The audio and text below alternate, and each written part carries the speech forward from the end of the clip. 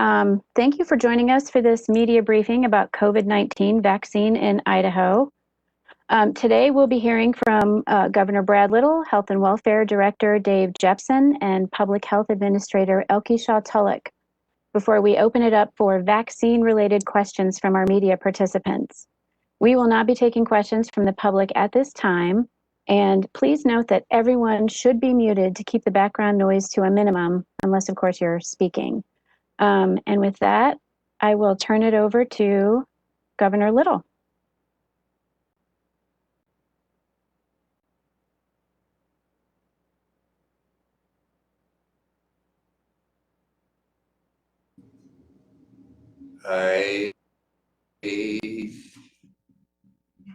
How many governor's office staff does it take to unmute the governor? Can you hear me? We can hear you now. We are not able. All right. Okay. Thank you. Well, I want to thank Health and Welfare. Director Jepson and I just had our bi-weekly 60th AARP call, and no surprise that people on this call, about three-quarters of them were all about vaccine. And there are a lot of questions, and I want to thank Health and Welfare for doing this on a regular basis so that everybody's aware. This is a very dynamic process. How much vaccine we have, what do we do for storage? And we don't know how many people are going to sign up. So, but we are looking at every single option out there. And our goal is to safely, quickly, and fairly distribute the vaccine out into the arms of people, predicated on the priorities that the Vaccine Advisory Committee have established. They take in input from CDC and ACIP, which our Dr. Hahn has served on for some period of time. I am asking the health districts to look at all the resources they have, find out what they need and what we can make available to them so that we're not resource constrained as far as delivering the COVID vaccine.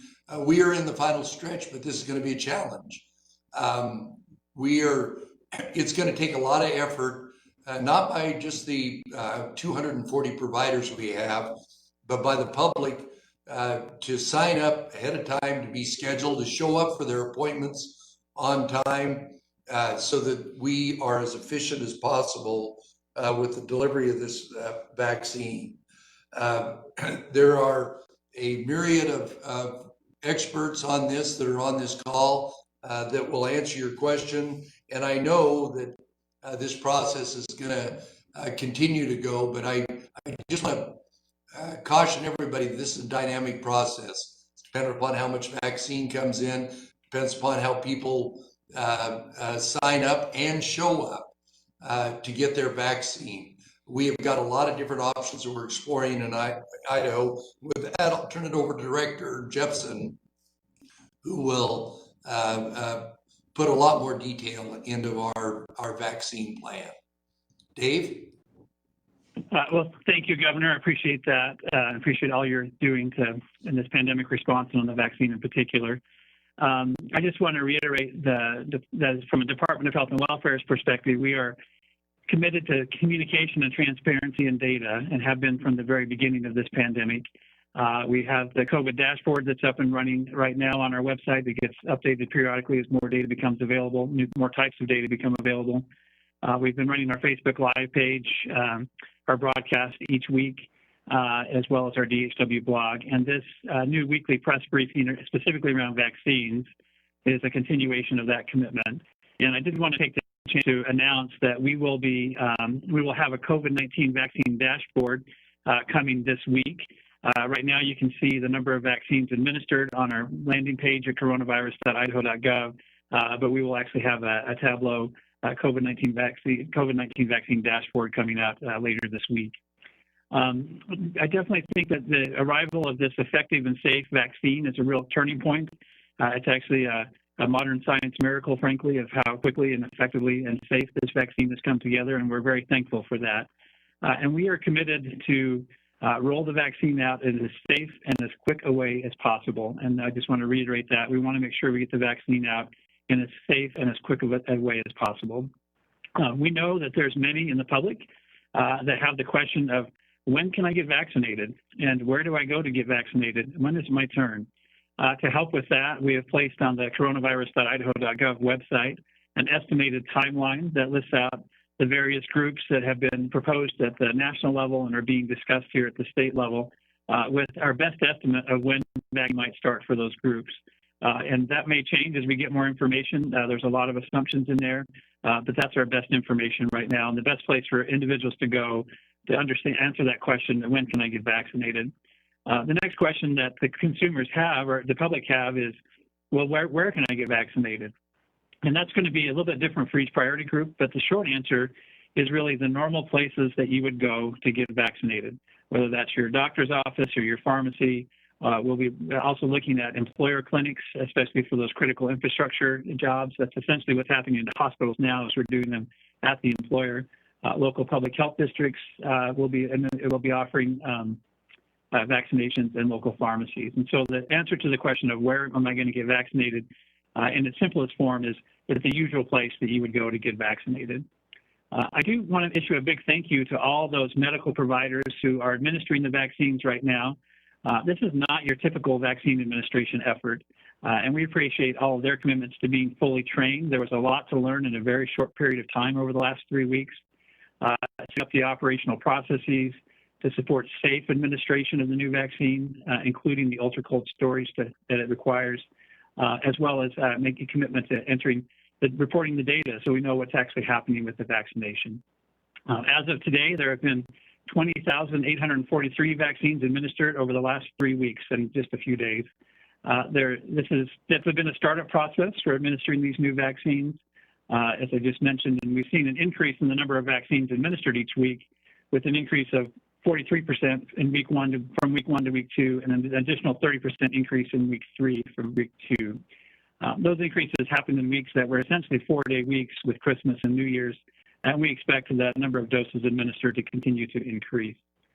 In addition, Idaho's allocation of vaccine doses is being shipped. I wanted to mention that Idaho's allocation of doses is being shipped directly to enrolled healthcare providers and local public health districts. And we've actually activated the Federal Pharmacy Partnership for Long-Term Care Program. What this is a partnership at the federal level with Walgreens and CVS to vaccinate staff and residents at long-term care programs. To activate this, we had to divert some of our allocation of doses to that program and take a couple of weeks to get enough built up to start the program. And those vaccinations started on Monday, December 28th, just a little over a week ago. We anticipate that over the course of this partnership, we'll transfer 33,150 doses over to Walgreens and CVS to immunize staff and residents at long-term care facilities. For those long-term care facilities that did not opt into the federal program, they still have the option to work with their local health district, local pharmacies, and local healthcare providers, and they're coordinating with their local public health districts.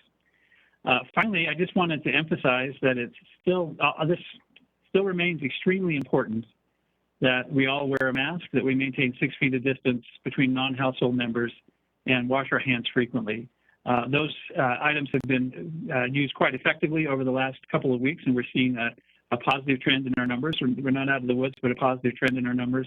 And particularly as we get ready to go through the vaccination effort, it's more critical than ever that we follow those simple precautions. And with that, I'm going to hand it off to Division Administrator Elke Shaw-Tulloch, who will give some additional information about the vaccine distribution program, and then we'll take your questions. Thank you, Director. As the Director mentioned, I would like to provide a little bit of an overview on some process logistics type stuff and walk you through a little bit of the process about and some information about the priorities and a little bit about the doses that we've administered so far. I think it's always important to have a little bit of grounding just to make sure everybody is on the same page about how this process actually works. So I want to just, at a very high level, just give a little bit of the basics. As you all know, the federal government procured doses of vaccine for the states to use. And it's the state's responsibilities then to receive those vaccines in the amounts that are allocated by the federal government. And then our role is to subsequently then to get essentially shots in arms. So vaccines that are allocated, as the director mentioned, go directly to the enrolled providers from the manufacturer. The state, in partnership with local public health districts and private providers, have been getting ready to bring these vaccines into the state by enrolling providers who can administer the vaccines, going through quite a bit of training with providers on safe handling and use of the vaccines. Excuse me, and as well as our vaccine inventory and registry system. And we're also working with our the Idaho COVID-19 Vaccine Advisory Committee to recommend our phased approach to the governor.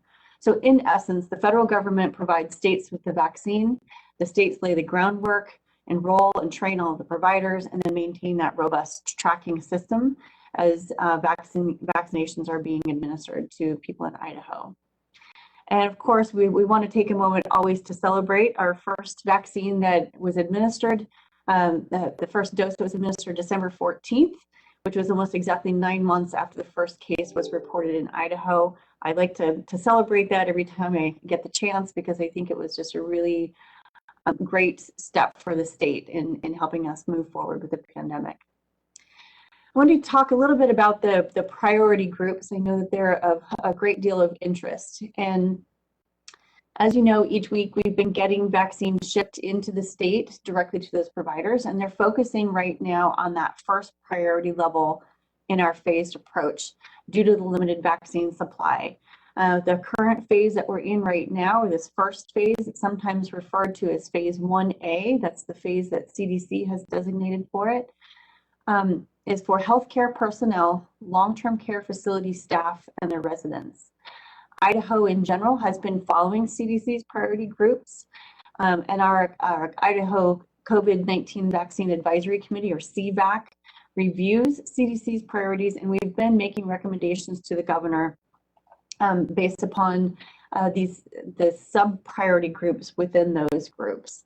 And to date, CVAC has ranked healthcare workers, long-term care facility staff and residents, as well as essential workers. So you have that larger phase, and then subgroups within each of those phases that our CVAC has been weighing in on.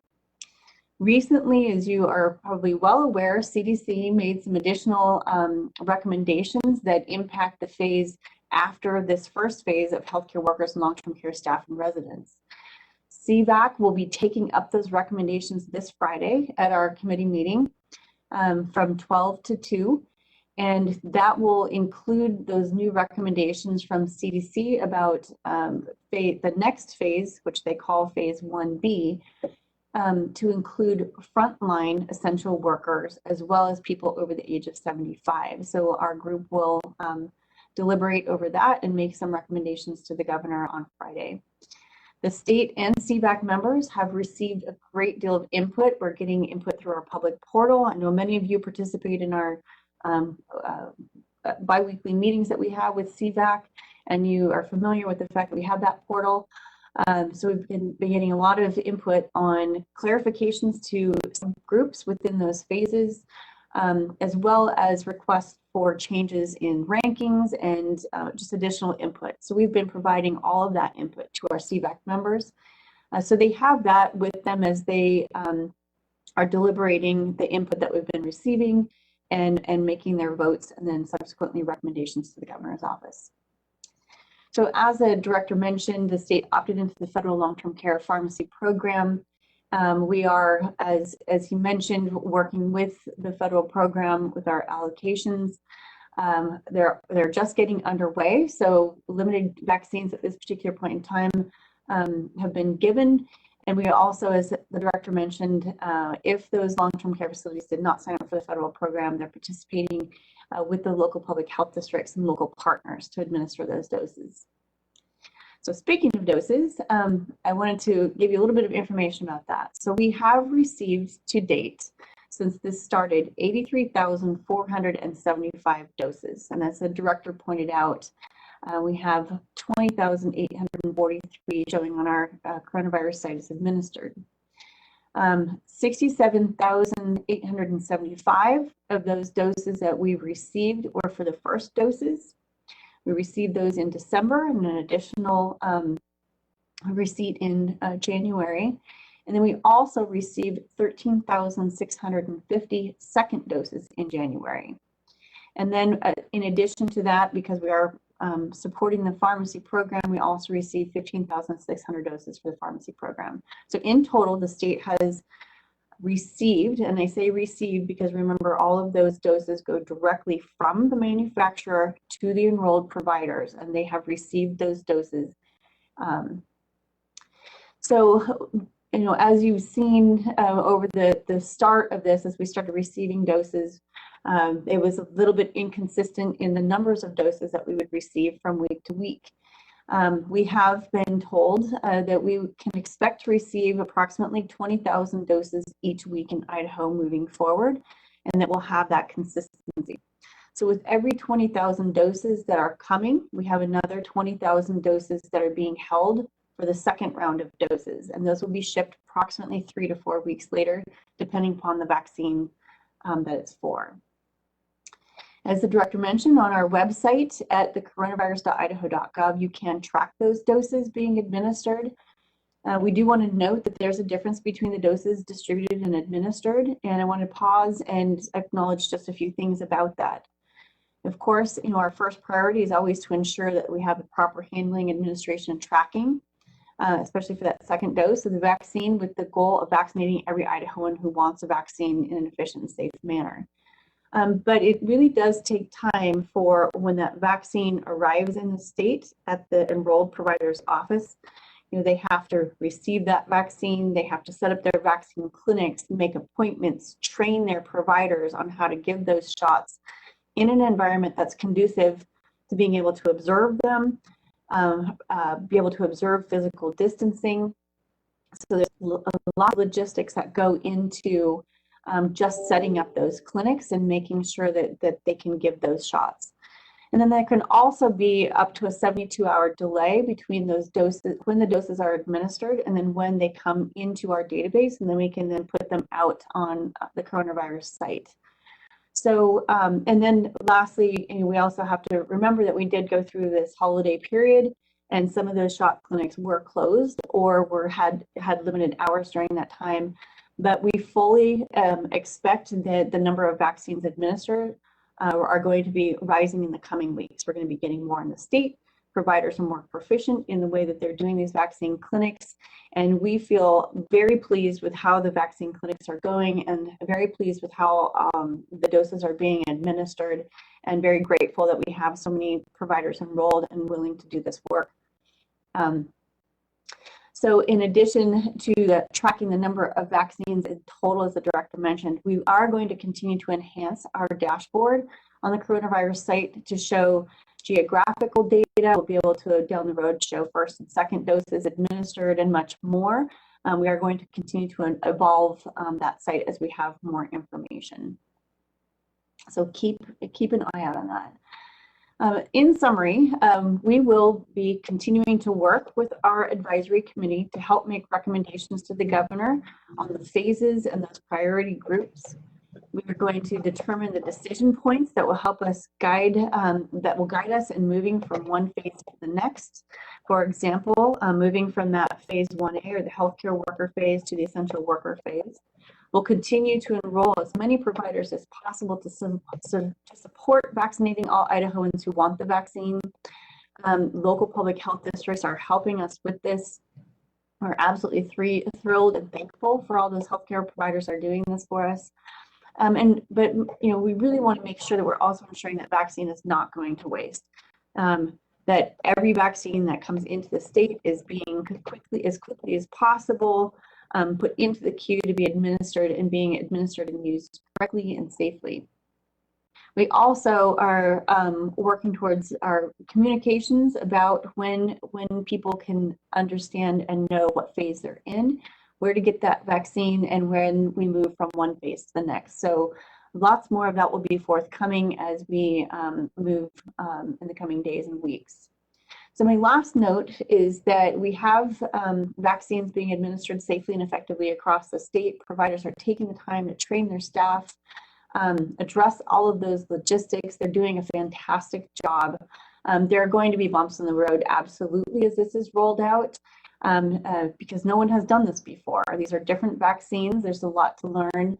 And of course, we appreciate the public's patience and cooperation as we go through this process.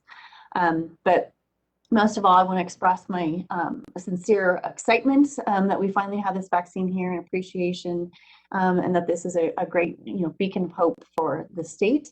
And in the interim, as always, as the director said, I can't leave any of these without saying how important it is to continue to do the things that we need to do, wearing our masks, staying physically distant from one another, not letting our guard down at this time, make sure proper hand hygiene, because all of those are vitally important until we can get to the point where we have adequate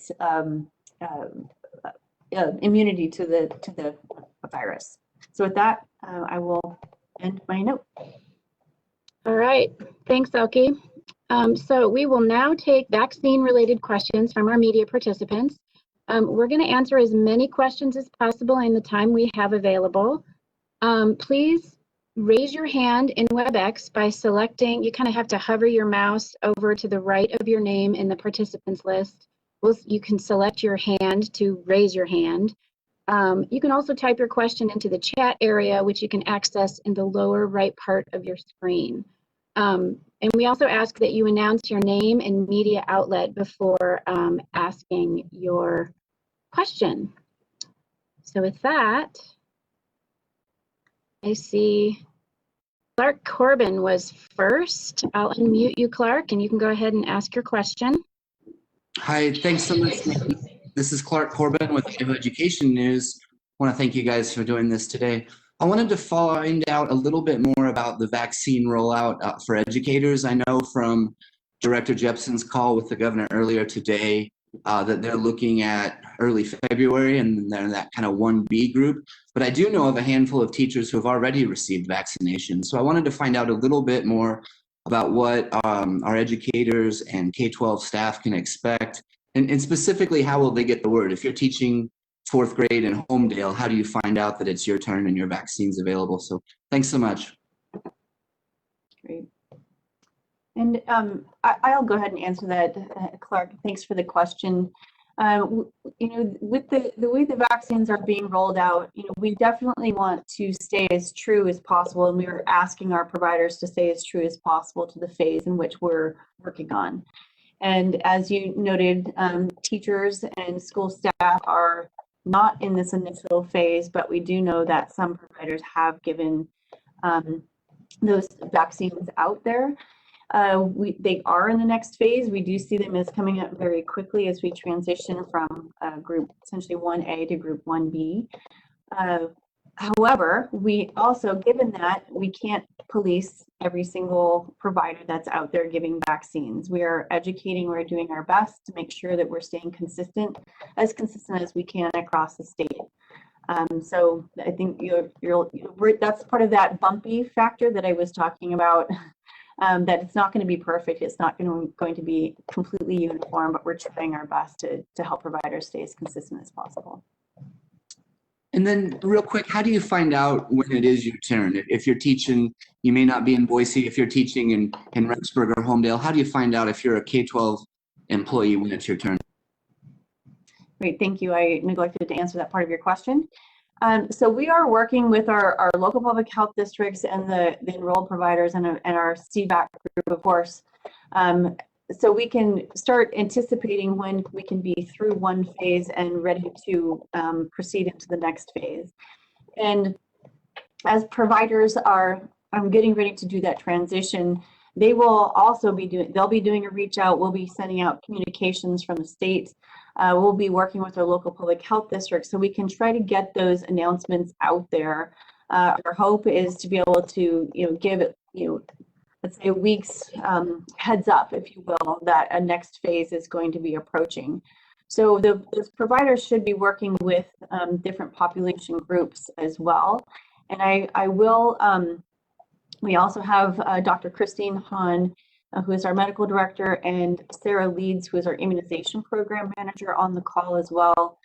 So I'm going to see if there's anything that Sarah would like to add to that response. Thanks, Elke. Yeah, I think that all the methods that Elke talked about are the ones we're going to use, and working with our Office of Communications to amplify that message as much as possible. We will certainly be communicating with our vaccinators so they know, and using social media and all of you all, the media who's on this call, to help us get that word out. Thank you, Sarah. Okay, and then when you're done asking your question, you have to click on your hand again to unraise it. If you could do that when you're done. I saw a hand from Bree Clark. Bree, I'm going to unmute you. You go ahead and ask your question. Okay, this is Bree Clark with Local News 8. So I had a quick question. I know that there was quite a little bit of a delay in the rollout, and then a fewer number of doses than anticipated. Do you all have any plan to kind of make up for that loss moving forward, or are you all just moving from where you are currently forward?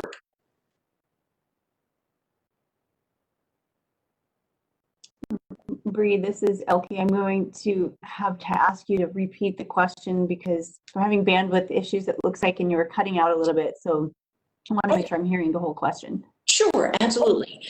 So my question is, I know that there was a little bit of delay in the rollout and a fewer amount of doses than anticipated that you all received. Do you all plan to make up for that or move forward from where you are currently?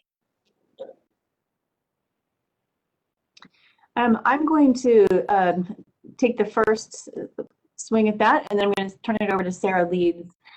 Yeah, that was part of our initial conversations with the federal government, is that we were anticipating a certain number of doses, and then indeed our allocations were less than what we originally anticipated. And we're hopeful that as manufacturing increases over time, new vaccines come onto the market, we'll be able to then have more vaccine available in the state.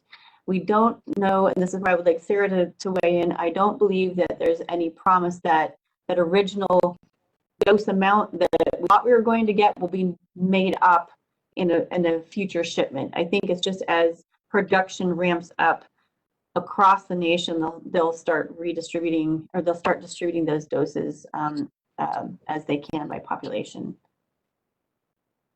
Yeah, anything you want to add to that? Sure. Thank you, Elke. The immunization program, we have meetings twice a week with our connections with, our project officer at CDC and our Operation Warp Speed liaison. And there have not been discussions about quite making up for those doses that were originally talked about.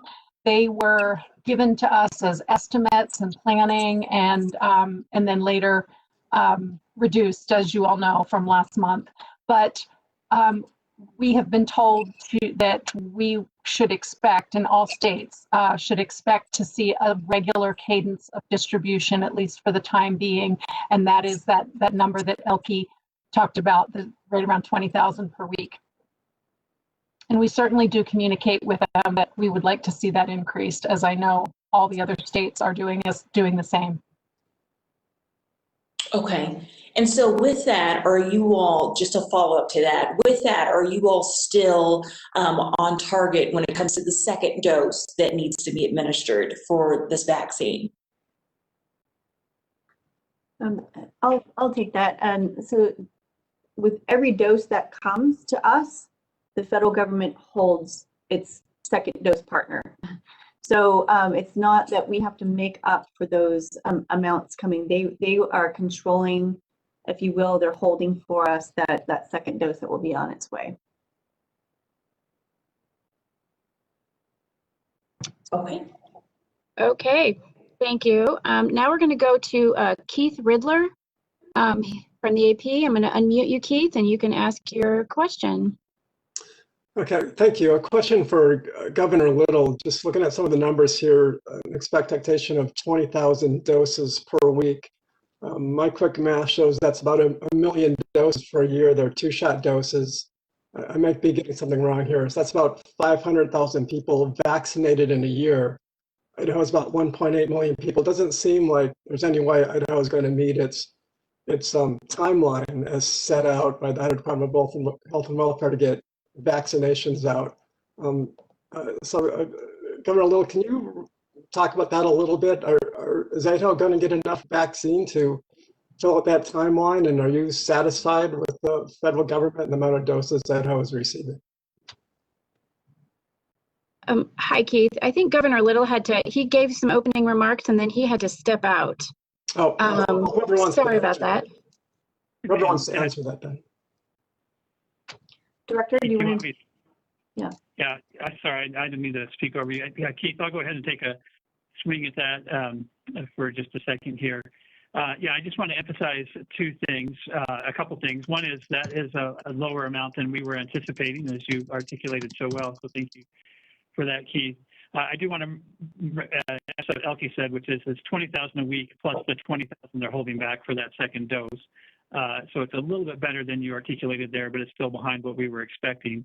Our hope is that two things happen. One is that production ramps up more quickly than expected of the existing vaccines, and there is some hope for that. But at the moment, they're saying 20,000 plus the 20,000 for the second dose per week at this point. And then the second is we are expecting additional vaccines to be approved. AstraZeneca and the Johnson & Johnson vaccines are pretty far along in their clinical trials.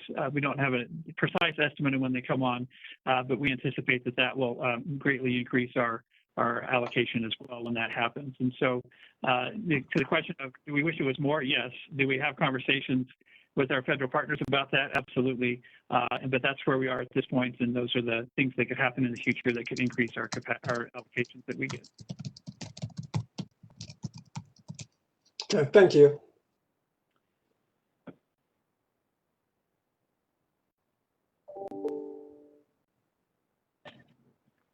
Nikki, I think you're muted there.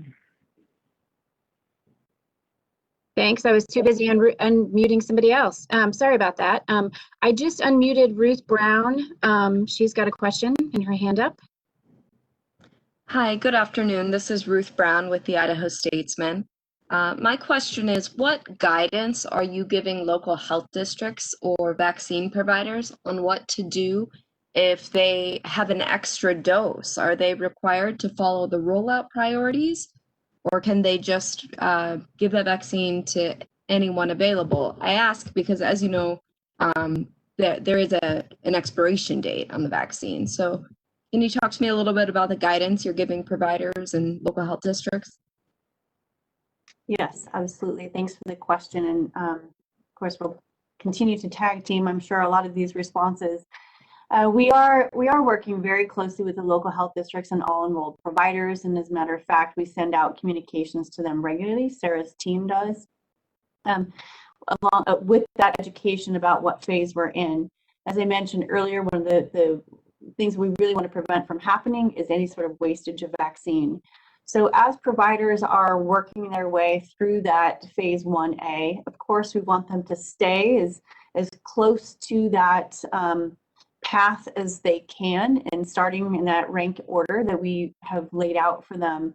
But certainly if they find themselves in a situation where they have doses that may be expiring, we don't want to waste anything. We would like them to work with the local public health district to see if there's someone very near them that they could also be using those vaccines, and sort of do that recalibration of what's happening in the moment. But those phases are fairly fluid. We don't want to necessarily move from phase 1A and have somebody jump over to phase 1B, as I talked about earlier. But if they're really struggling if they're finished with all, let's say, their hospital staff and they're ready to move on, then certainly start looking within that first ranking of 1A. So that's what we've been working with them on, and having it's a continual need to do this education and make sure that people are aware of that fluidity in that phase.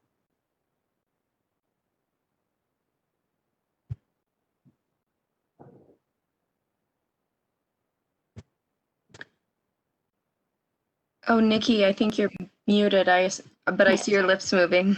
Sorry about that. Ruth, did you have a follow-up, or did you have your question answered?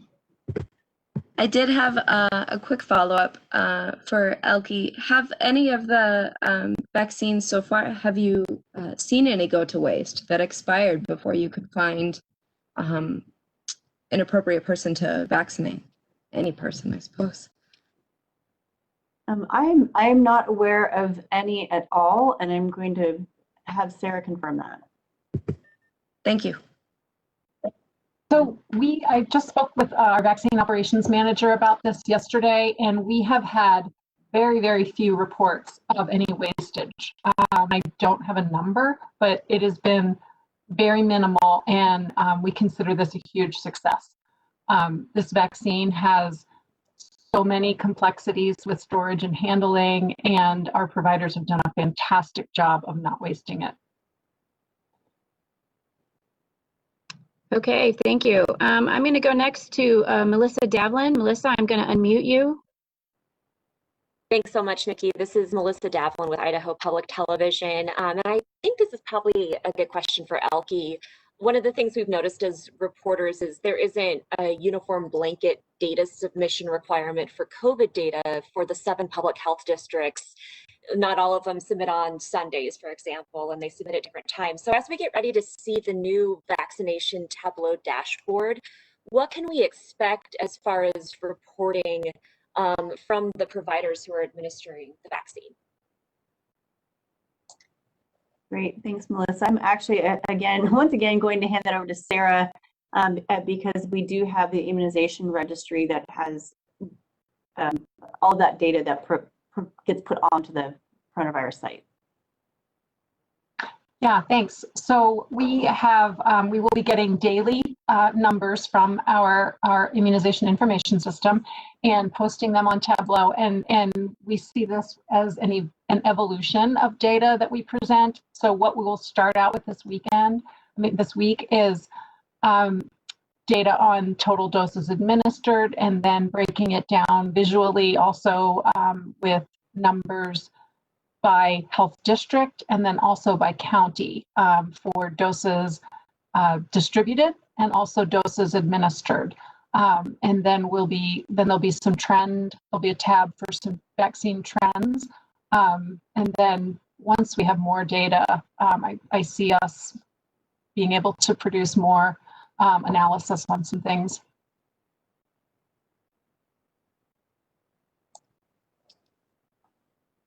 And maybe I'll add to that a little bit because, Melissa, I'm assuming that you're concerned also about any lag time between doses administered and when we have it on our site. And there is, as I mentioned in my presentation, can be up to a 72-hour delay between when the provider administers that dose or gives that shot, enters it into the system, and then it can come up into our system to be posted. So there will be a bit of a delay in some cases.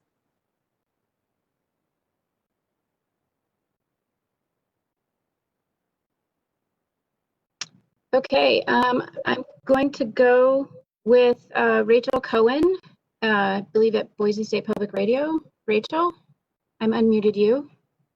Hi, yes, Rachel Cohen with Boise State Public Radio. I was wondering, is the state tracking how many people in priority group 1A are declining the vaccine when it's offered to them, and why they might, the reasons they might be declining the vaccine? And if so, is there anything you can share at this point about vaccine acceptance among this group?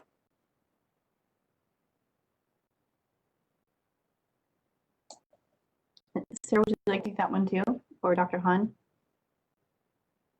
Yeah, I'm happy to take that. Oh gosh, let me start sorry. I've been lurking here. Yeah, so right now we don't have that information, but we're absolutely asking for it because obviously we have these 2 groups, which is healthcare providers that have mostly started in the hospitals. And then we have, of course, the long-term care effort that just started just last week. So it's very new, but we are going to be asking, especially our hospitals and other facilities, for what we're hearing about right now is people flocking to get the vaccine. You know, many of those healthcare providers that are working in the hospital settings have been very eager to get it, but we want to know why. How many don't and why those that don't. We know with the flu shot every year, hospitals don't achieve 100% vaccination. So we know there will be some declining, but we do, it's a great question. We absolutely want to know that information to help us figure out whether, you know, targeted education or other information could be helpful.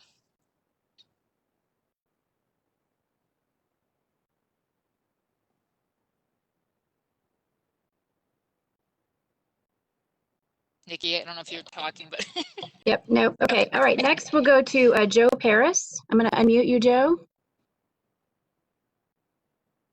Thank you. Kind of relaying off of the percentages of people getting the vaccine. For right now, first, what is the goal of how many Idahoans, percentage-wise, the state hopes gets the vaccine when available, in terms of it then being a meaningful vaccine where you could achieve some type of herd immunity?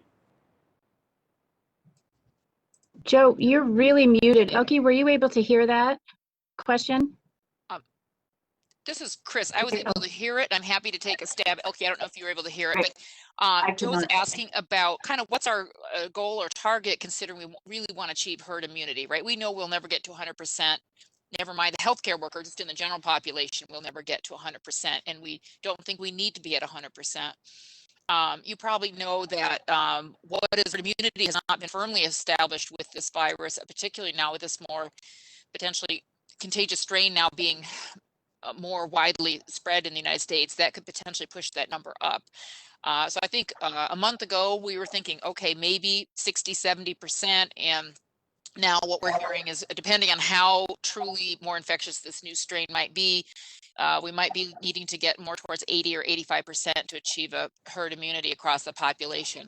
But I would just say for right now, that is fluid, and we are going to for now, just keep vaccinating and keep watching that the information coming in about what we need to do. And of course, we always have to remember, just like we do with other vaccine preventable diseases, that population-wide immunity, still you can have pockets and of unimmunized folks that can still spread an infection. And how can we try to reach out to some of those groups that we know might be hesitant and try to encourage them to consider vaccination?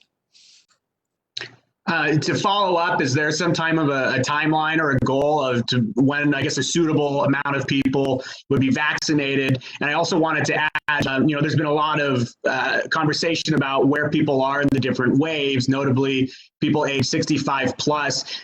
How do you balance, I guess, the conversation of those most vulnerable and those most likely to spread the virus in terms of that percentage population?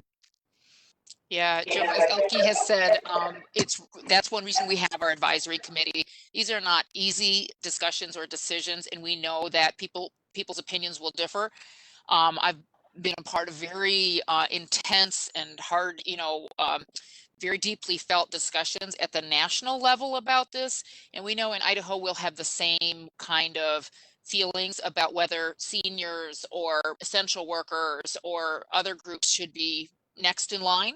And that is why, as Elke mentioned, we'll be bringing this to our advisory committee on Friday. I think it'll be a lively and heartfelt discussion on Friday, whether we're going to follow the CDC's path that they've charted forward, which would be 75 and older plus frontline essential workers, or whether the committee feels like we need to go a different way. I think you could ask about a timeline. We had a very good discussion this morning with the director about this very topic. We all agreed we would love to be where we'd, that herd immunity effect, or somewhere where we feel like we're in a good place. I think the director proposed August, but we're going to be so limited by, if we can't get enough vaccine, we might not be able to achieve that. So we have to do everything we can with the vaccine that we do get. And real quick, I just wanted to clarify that timetable that came out, the graphic that I know a lot of people have shared noticeably on social media. That's not like written in stone, correct? That's subject to changes as we go through this? Correct. Absolutely. Thank you. Joe, this is Director Jepson, if I could just emphasize that point. we want to share with everyone the answers to the questions, the best answers we have to the questions of when can I get vaccinated? But we just need everyone to recognize that there's a lot of assumptions in there, including how much vaccine we get in the state, uptake rate, all those sorts of things.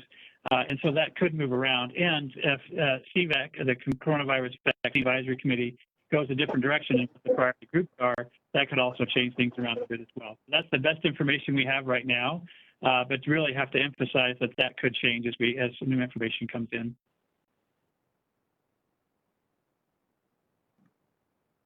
Okay, next we'll go to Betsy Russell. I'm going to unmute you, Betsy. Thanks, Nikki. So today in the governor's AARP call with which Director Jepsen, you were involved in as well, there were really vehement objections raised to the very graphic that Joe just referred to that shows that before people 65 and older in Idaho are eligible to start getting vaccines in April, we would start in February with a group that includes food processing workers, grocery and convenience store workers, Idaho National Guard, people who are non-medical, and other essential workers. From the discussion that I've heard so far, it sounds like CVAC is going to be considering this on Friday. That February group now includes adults 75 years of age and older. Is CVAC looking to lower that to 65, or are we going to do all of those different types of essential workers before we get to those 65 and older in Idaho who are the ones who are dying? Betsy, that's a great question. That's exactly what we're going to be asking them to weigh in on. As I think I can't remember if it was in this conversation or a different one.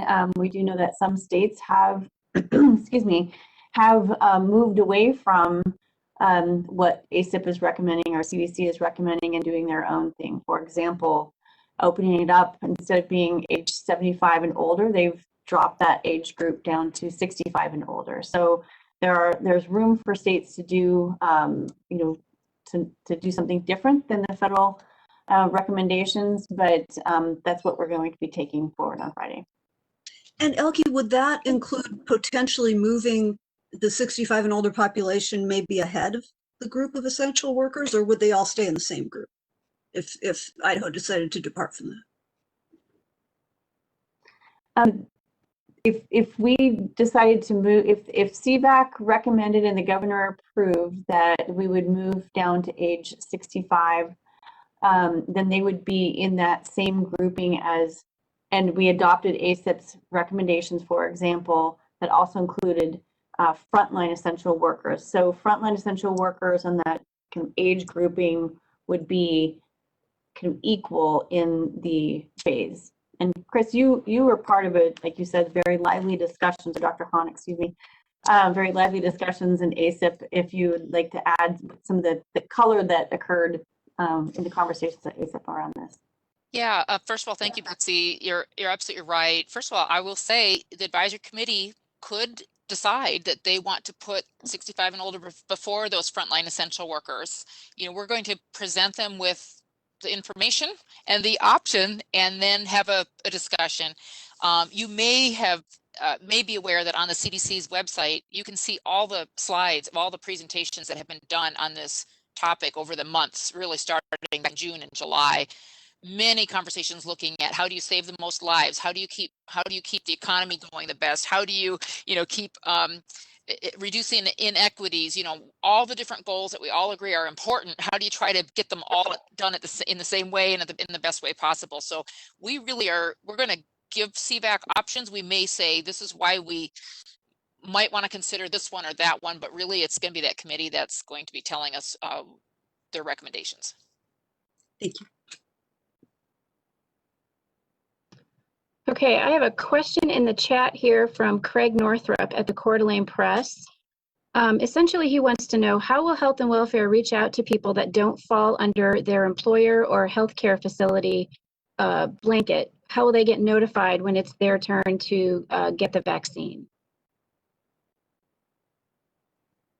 Yeah, thanks, Nikki. I think that goes back to the comments we're making around the importance of us being able to get messages out through, our communications office, social media posts. I think there's a lot of, we need to employ a lot of techniques, if you will, to make those announcements from when we're transitioning from one phase to another. All right, thank you. And I see, Joe has his hand raised again. Joe, I'm going to unmute you. Joe Paris. Sorry, I forgot to put my hand down. I had my question answered. Thank you. Okay, thank you. And I see Betsy has her hand raised. Betsy, I'll unmute you. Are you? Oh, no. I also forgot to put my hand. Okay. Sorry. I see Melissa Davlin did put her hand back up, so I have unmuted Melissa. I did. Hi again, Melissa Davlin with Idaho Public Television. I was wondering if anyone could give us some insight, perhaps Dr. Hahn or Director Jepson, on when children might be eligible to get the vaccination. Yeah, I'm going to actually let Dr. Hahn answer that question. But the irony of you holding your child while you ask that question stopped on me. That's right. He wouldn't stop crying unless I picked him up. I'm so sorry. No. No. And I have to say, I did thoroughly enjoy getting to know your son through these video calls. So thank you very much. But I'm going to let Dr. Hahn answer the question. Sure. You may know, Melissa, that right now, the only two authorized vaccines in the United States for COVID are only authorized for the Pfizer vaccine is for age 16 and above, and the Moderna for 18 and above, right? So for right now, we don't have a vaccine for children, essentially. However, those companies are doing studies in children, clinical trials right now in children. What we'll do is wait for that data and wait for that information. But for right now, obviously, we're just going to have to focus on the groups that we have the vaccine for. I have not, and to give you as specific I can, I have not heard a timeline yet for by March, they'll have the data to apply for approval for those age groups. I have not heard a date yet.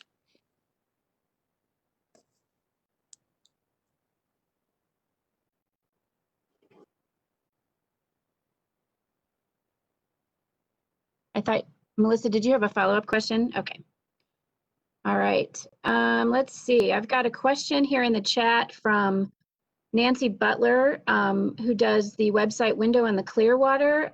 She wonders, she's asking specifically about numbers of vaccinations in north central Idaho, and especially Clearwater County, but I know we don't have those numbers handy right at this moment, but maybe you can talk a little bit about some of the data that we might be able to provide later on the dashboard. Thanks, Nikki. I'm going to ask Sarah. I can take that. Yeah, we can certainly, we will be able to, and I believe our time, well, it is definitely later this week where we'll be launching that dashboard, and it will be at the county level. So Clearwater County, any county, there'll be doses administered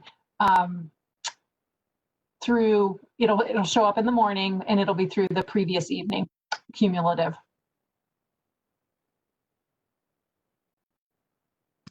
Okay, I see Melissa Davlin has her hand back up. Did you mean to leave that up? Nope. Okay. I do have another question from Audrey Dutton at the Statesman in the chat.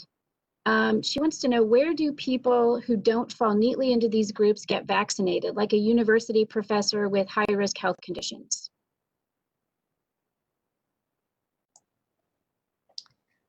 I can take that. I know that the director mentioned that in his opening remarks, that people would get their vaccines at basically their usual source of care. So if that professor had a primary care physician, and it's a time frame that lines up with whatever category they fall into, then they would work on that through their usual source of care. Or the health districts are also offering vaccine. Hospitals, depending upon where you are, might start opening it up to the general population in different phases. So we encourage them to just continue to look. We're also hopefully offering soon a site where you can go and register. And Sarah, I'm going to have you maybe give like a tiny little description of what we're hoping to be able to provide through PrepMod and a public-facing kind of place where you can go and enter your name and get some information back on when things might be available for you. Yeah, for sure. So the state of Idaho, the immunization program, purchased a pandemic management tool called PrepMod. And many states are using it for both influenza this year and also COVID-19 vaccine. And so it's a tool that we have the license to for now and through the future. And so it will be, the state of Idaho paid for it, and it will be available to providers, healthcare providers, and also the public. And so there's two phases to it. So providers can use the tool to set up vaccination clinics. It will be a tool that is really excellent for mass vaccination clinics and to organize those and have folks enrolled in and have an appointment set. And this is particularly useful for COVID-19, where the management of it really needs to flow efficiently and be different than most mass vaccination clinics, where we have pictures of people waiting in lines, and we obviously don't want that, as we want to avoid that as much as possible with COVID. So to keep people socially distanced and timed appropriately, so that there are not a lot of folks waiting in line, this tool will allow clinics to set up vaccination appointments by station. And then people can also, the general public can use the tool to find clinics and kind of sign up and get alerts for when there will be a clinic, when it's kind of their turn. And we are about to launch that. So, more to come. I anticipate that one of these next weekly briefings will highlight that quite a bit as we move out of phase one. But it's going to be a great tool for providers to use to be more efficient and manage those complexities of socially distant, the wait time, manage that wait time after vaccination in ways that are helpful and efficient.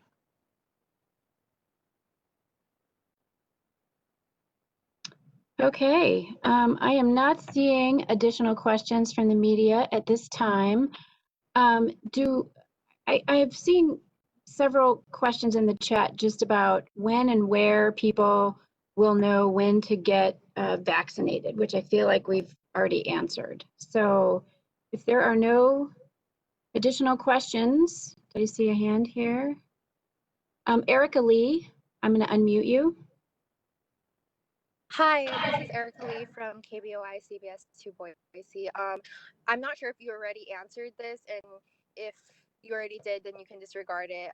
But I've been reading a lot about healthcare workers declining the vaccine. Is that something that, when that happens, you guys recommend that they do it in terms of education, or since they are on the front lines, and when they do decline, do you redistribute or keep a tally of, just to make sure it doesn't get wasted? Yeah, do you want me to take one? Oh, sure. Yeah, Dr. Hahn addressed it briefly, but Sarah, if you want to go ahead, just a quick recap of it.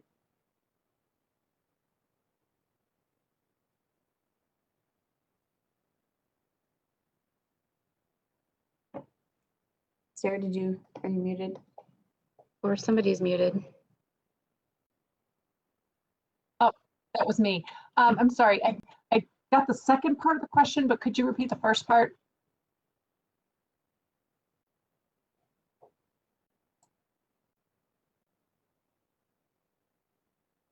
Hi. So I was just asking about healthcare workers declining the vaccine and what the response is. Thanks. So we don't have, like Idaho's immunization information system, we don't track declinations.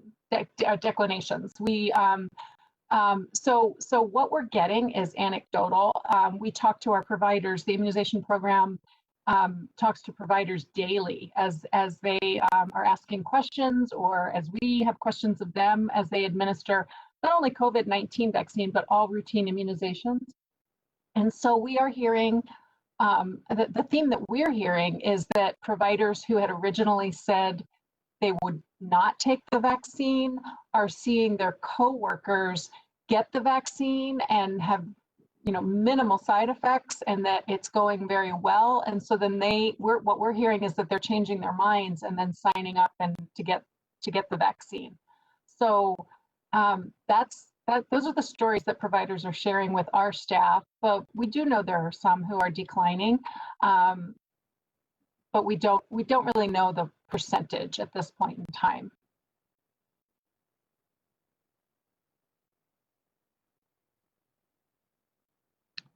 Okay. I think that brings us to 3:30, which is all the time that we have allotted today. I wanted to let you all know we are planning another media briefing about COVID-19 vaccine in Idaho at 2:30 next Tuesday, January 12th. We will announce those details on Monday morning. I'll also take the opportunity to mention that Sarah Leeds will be on our Facebook Live event at 10 o'clock tomorrow morning. So you can send us your questions for those. And thank you all for joining us today.